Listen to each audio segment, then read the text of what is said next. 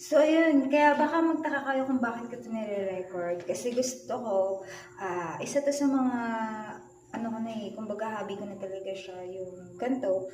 Tapos, nire-record ko na lang siya kasi nga, para pag tumanda ako, so, dun ko makikita yung ako dati, ganun. Tapos, in case man kung magkapamilya ako or kung magkaanak ako, is meron akong ganito, gaya na itong video, mapapanood ko na. Or kung umabot man ako sa point na naging lola na ako, makikita ko ulit yung sarili ko, di ba? Yung mga ganun, yung mga memories kasi nga, minsan lang tayong maging bata. Tapos, syempre, yun ito, yung pamumuhay na mag-isa ko, paano yan doon yung sarili mo, yung buhay mo, yung lahat-lahat. Kaya nga, yun, isa to sa mga, sinishare ko lang sa inyo yung buhay ko, ganun. Tapos, syempre, isa din to sa mga magiging memories ko. Yeah. So, sana malaki yung sobra.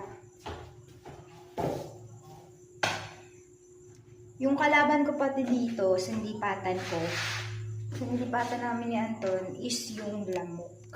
Sobrang dami, kaya nga, kailangan may katol. Namamatay kasi siya.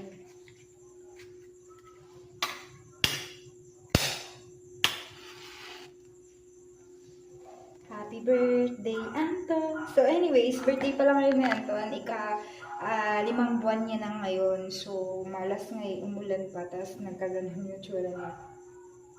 Tapos yung pinaka-worst doon, kasi nga kagabi may naginuman. Tapos yun, nakainom din siya. So, hindi ko siya nabantayan masyado. Kaya pala siya tahimik kasi nga, dinidilaan niya na pala yung nabuhos na alak, ganun. Tapos nung pagkakuha ko sa kanya, yung pagkalagay ko, wala na, lasing na talaga siya tumba na, hindi na siya nakakatayo, ganun, tulog na siya.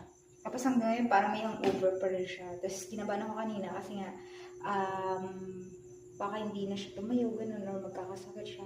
Pero, lucky pa rin siya kasi nga, kumakain din naman siya, tsaka parang medyo okay na siya ngayon. Kanina lang talaga sobrang kinabahan ako. Kasi ayoko na mapagastos nang wala sa oras. Happy birthday, Anton! Ako na lang nag-blow ng candle mo. Charis. Nagsindi kasi ako ng katoli para sa lamok.